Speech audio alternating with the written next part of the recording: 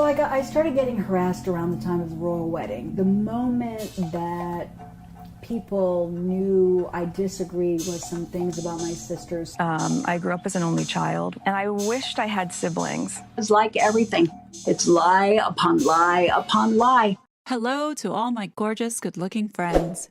You are tuning into TRG's series covering the Markle vs.Markle defamation lawsuit. If you are new to the channel, welcome. For those who are returning, thank you for coming back and supporting my work. I'm always grateful to have this like-minded community to discuss the beloved royal family and the cultural impact of its members on society, particularly in America. Okay, before I get into this, let me just put the disclaimer. I am not a legal expert. I am simply just reading what's in the public court files and giving my interpretation and observations / opinions. Please do your own research and come to your own conclusion. We have an update on the Markle vs.Markle court case, and although it is a small update, in my opinion, I think it's pretty significant. Just in case you want to get caught up with this court case, I've created a playlist covering so far everything that's happened. So if you want to check it out, I will link the playlist below. So today, Meghan's team files a motion in order to submit a flash drive that contains episode 5 of the Netflix mockumentary. So Meghan is requesting that the court take judicial notice of the video footage of just one episode, and that would be episode number 5 in its entirety. So Meghan already provided the full transcript of episode 5 in document number 75. You can find this full transcript in Exhibit 3 of docket number 75. So in this docket number 75, the reasoning to give the footage of episode 5 is the visual elements of the episode. So let's keep in mind that they filed this on April 27, 2023. And with that, they included exhibit number 4, which they were saying that due to the file size, because it's over 50 megs, they would have to submit it via flash drive after the court grants leave to file same, which is what we are seeing today. So here's my question. Why did Meghan wait 2 months to go ahead and file this? Why didn't they do this at the same time when they submitted docket 75?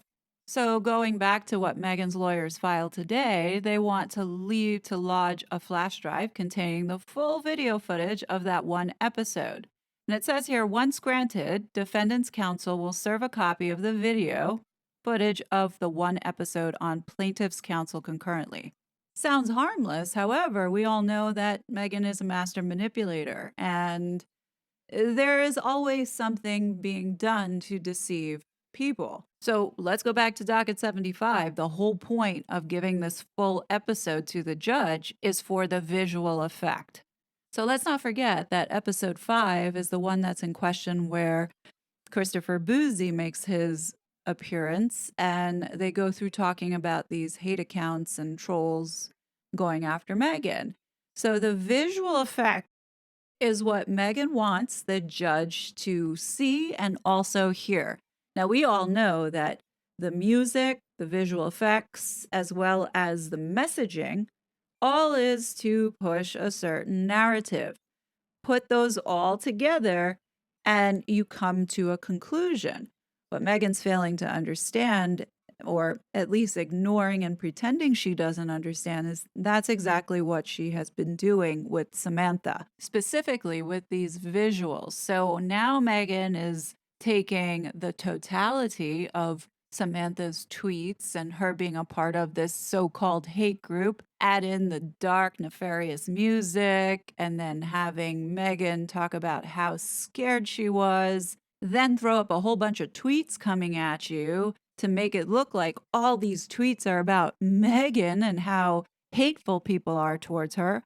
But when you look at it closer, you realize that this too was a manipulation. When you actually pay attention, like literally pause it to see if you can make out what some of these tweets say, you'll notice that they put up redundant tweets. Like, for example, you see at the top there's three, at least there's more than three. I just cut and paste what came to me that was sort of clear. And as you can see, it says, Meghan Markle effed one ugly dude. I've effed dozens. I deserve to be instantly wealthy too. It pops up on the screen as they are circling through all these thousands of so-called tweets. But what it looks like is that they have copied the same tweet and scattered it all around, putting that in the stills. And then if you look at some of the other tweets, like the one that they put in red, and I apologize if you can't read it, but I'll read it out to you from what I can make from it. It says, may I respectfully suggest the royal wedding be held live on the Jeremy Kyle show. And for a climax, he could read out the results of the DNA test. I mean, I think that that's meant to be a joke, and I don't see it as being hateful. I think the joke around it, or at least from what I gather, is that he was sort of referencing Maury Povich. You know, Maury Povich back in the day used to do those DNA test results like, you are the father. I think that's what it was for, but I don't see it as being hateful. Another one is just a whole bunch of letters. Now, if you look at it and you know nothing about what's going on, you're just seeing a whole bunch of letters. But for those that are in the know, I think it says fake bump, and you see F all the way through A, K, E, and then BUMP. But there's no reference to Meghan Markle. So why would they even put that up? You can't assume that that's what this person was referencing, but you know, we could take it and look at it that way. Here are two more that I could make out. It says, before jumping into conclusions, maybe y'all need to search on how Meghan's brother warned Harry not to marry her. Sometimes villains disguise themselves as angels. I'm not even Brit, but you can really sense something off about her, spilling all the things on social media. The English is a little wonky, but is there anything hateful there? I don't think so. This other one says, it will break tradition so she can sell those baby pics, do a layout in a mag. What's hateful about that? Now, if you notice, the tweets that they had put up all have no user ID attached to them. However, they did choose one Twitter user, and she's in our beloved community, the Duchess of Narcissus, and highlighted her tweet for everyone to see. Now, I don't know if many of you are aware, but the Duchess of Narcissus, who also has a YouTube channel, had been subject of targeted harassment by the people that Meghan and Harry were paying, those Sussex Squad terrorists. Anyway, they made her life a living hell by threatening her, forcing her off social media in order to silence her. Meghan was out to get the Duchess of Narcissus. Otherwise, she would not have left her name in the tweet, as she had omitted all the other names in the other tweets. Meghan was definitely out to get her. Otherwise, she would not have left her user ID up. She wanted the Duchess of Narcissus to see this. And it's the same thing for what they did to Samantha Markle. Some of the tweets that they put up in this mockumentary didn't even belong to Samantha Markle, because there were people out there who had set up these parody accounts and were impersonating her.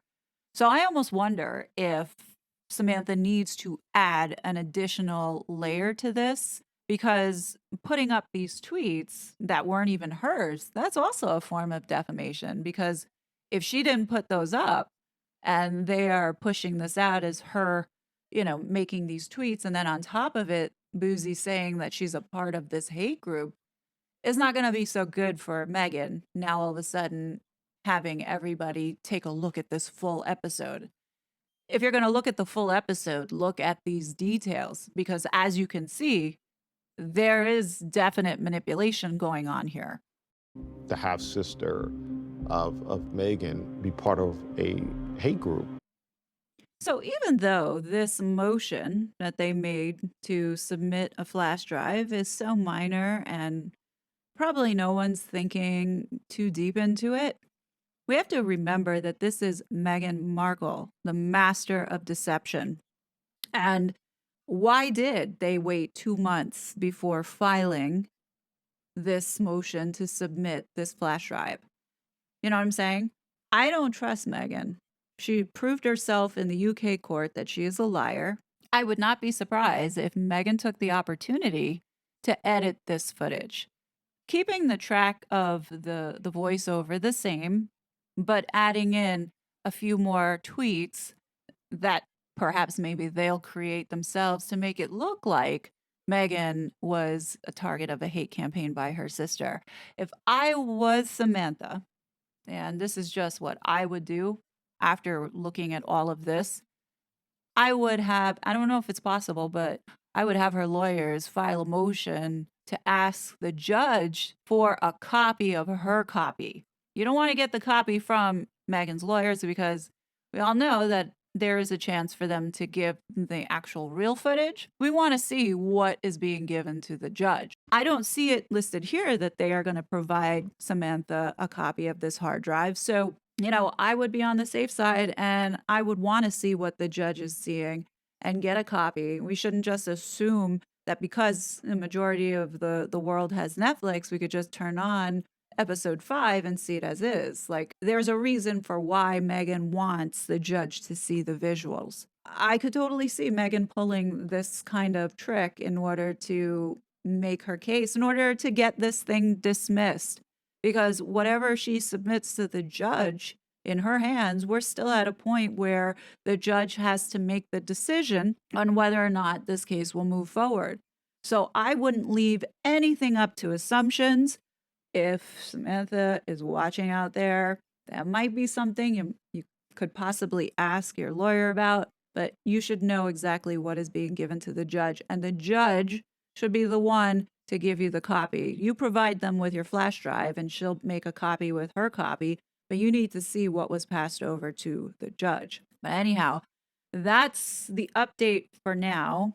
But in other legal news, as you can see, Shallon Lester is now coming to the mainstream media. Fox News, New York Post today have been talking about Shallon Lester talking about her potential defamation case. So we have another one coming up. I'm telling you, this is all coming to head and they're going to get exposed. This is coming out one way or another, but we just got to stay focused because clearly, as what we're seeing, this woman likes to throw out all these different distractions and thinking people are not going to pick up on it in order to get by. Folks, we have seen the dam has burst, and Meghan's doing the very best to put a spin on all this bad publicity by now turning it back on the public and essentially blaming Spotify, throwing them under the bus by saying that they were supposed to release a statement saying how great it was to work with Meghan, but they didn't. Allegedly, Meghan and Harry are tired of the cheap shots that people are taking on them almost daily. They are convinced that they're going to come back stronger. And we all know that Cuckoo Meghan is telling Harry that she spoke to his mother and she says that they're doing everything that they should be doing and she is okay with it. Like, I don't know what's going on in that house, but, you know, if that is a true story, according to Tom Bauer, she is talking to his dead mother to get advice about this situation. I think both of them need some serious psychiatric help. So where do Meghan and Harry go from here? Well, I'll tell you this much. Meghan is not going anywhere with Harry. She's about to jump ship because there's nothing else that Harry can provide for her. In fact, she's most likely blaming him for all this negative press that is happening at this moment and blaming him for why her life didn't turn out the way that she in her small little head thought it would. And with all this negativity, she is in desperate need for something that will deflect and distract the public's attention away from not only being attached to Harry, but also to rehabilitate her image. And the only thing that she has left at this moment is going back to being a glorified influencer and relaunching the TIG. This TIG, I guarantee, is going to be coming out in the next couple days, and here is why I believe that is the case. So for the last several months, I have been periodically checking the TIG website to see if there are any changes or if there's any sign that Megan is going to launch the TIG. And for the most part, this is what it has looked like since 2017 when she had to shut it down. Since Megan shutting it down, there hadn't been a secure, valid HTTPS certificate in order to run your website and keep user data secure. It also does verify the ownership of the website, and it prevents attackers from creating a fake version of the website. But if you're running a website, you actually have to pay for this security certificate. So since 2017, when Megan shut down the TIG, she, well, rightfully so, wasn't paying for that security certificate because nobody was using the site, which makes sense.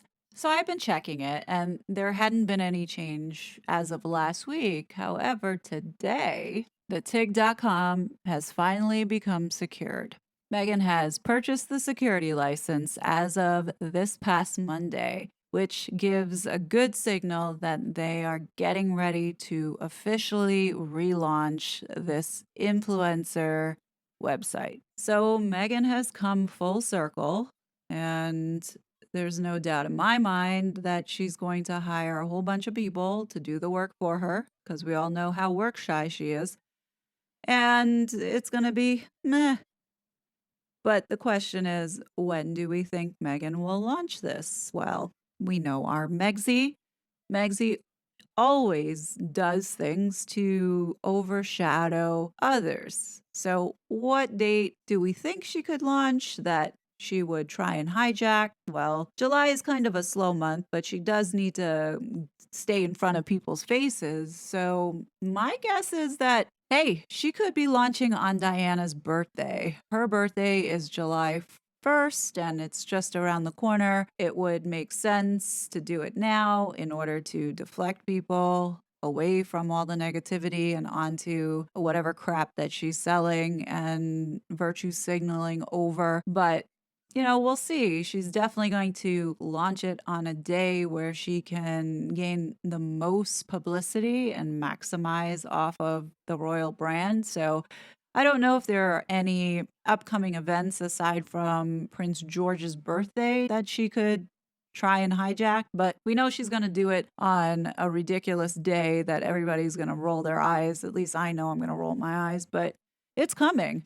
And this is a clear indicator that they are working on that website. We'll just have to wait and see. But what do you guys think?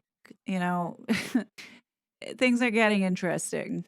Anyhow, I definitely want to know what you think. Leave your thoughts below. As always, I will be back with more content. But until then, please be safe, and I will talk to you later. Bye. Such a fraud.